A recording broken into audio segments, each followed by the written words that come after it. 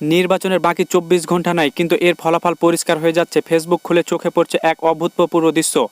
হাজার হাজার পোস্টার, ব্যালটের ছবি, সেখানে দুই জায়গায় সিল মারা বা টিক দেওয়া। এক মার্কা হচ্ছে দাঁড়িপাল্লা, দুই হচ্ছে গণভোটে হ্যাঁ। এটি কোনো গুজব না, এটি হচ্ছে জনগণের রায়। জনগণ আবার সেটি প্রকাশ করে দিচ্ছে।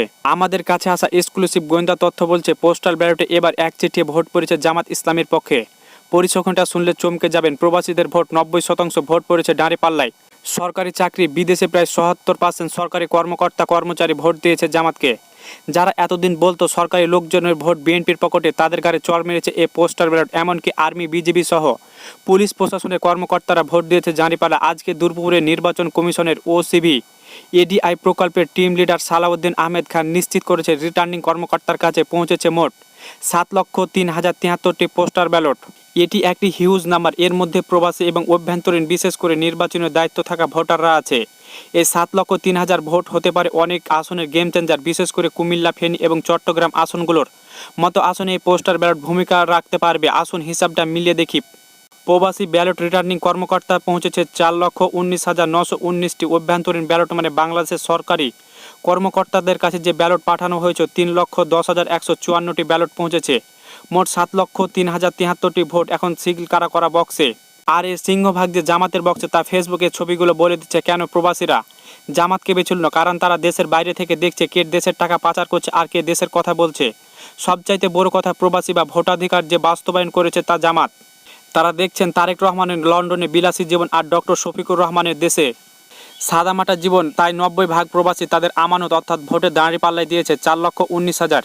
প্রবাসী ভোটারের মধ্যে ৩,৮০,০০০ ভোট জামাতের। প্রেডিকশন সবচাইতে বড় সারপ্রাইজ হলো, সরকারি চাকরিজীবীরা, পুলিশ প্রশাসন, শিক্ষক যারা নির্বাচনের ডিউটিতে থাকেন, তারা আগে ভোট দিয়েছে। তাদের ৭০% ভোট জামাতে পড়া মানে কি জানেন?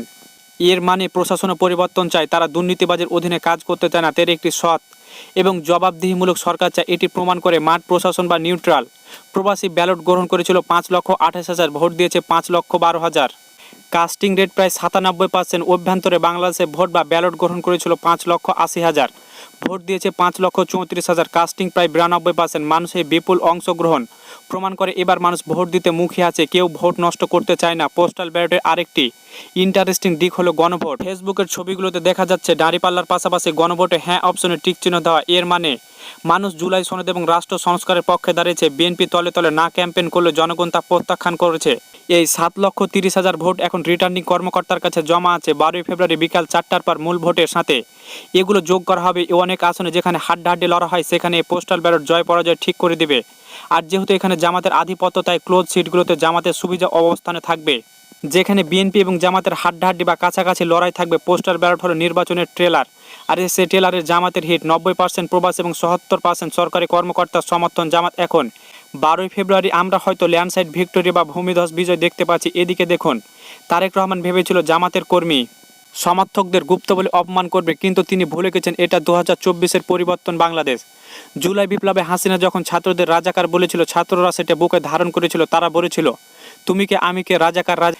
আর আজ ২০২৬-এ তারেক রহমান বললেন গুপ্ত, আর মানুষ টি শার্ট বানিয়ে বুকে লিখেছে হ্যাঁ আমি গুপ্ত। এটা তারেক রহমান জনগণকে এক থাপ্পড়। এই টি শার্ট পরা মানুষগুলো আগামীকাল ১২ই ফেব্রুয়ারি ভোট কেন্দ্রে আবাবিল পাখি হয়ে নেমে আসবে। আবাবিল পাখিরা যেমন আব্রাহামান হাতি বাহিনীকে ধ্বংস করে দিয়েছিল, ঠিক তেমনি এই গুপ্ত লেখা টি শার্ট পরা জনতা ব্যালট দিয়ে ষড়যন্ত্রকারীদের চূর্ণ বিচ্ছিন্ন করে দিবে।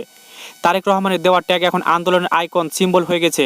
বিএনপি এখন বুঝছে তারা মৌচাকে ঢিল মেরেছে। ইতিহাস কিভাবে ফিরে আসেন দেখুন। হাসিনা গালি দিয়ে পতন ত্বরান্বিত করেছিল, তারেক রহমান গালি দিয়ে পতন নিশ্চিত করেছেন। মানুষ যখন কোনো নেগেটিভ ট্যাগ ধারণ করে নেই, তখন কোনো শক্তি তাদের দমাতে পারে না। এ টি শার্ট এখন আর কাপড় নয়, এটি প্রতিবাদের বারুদ।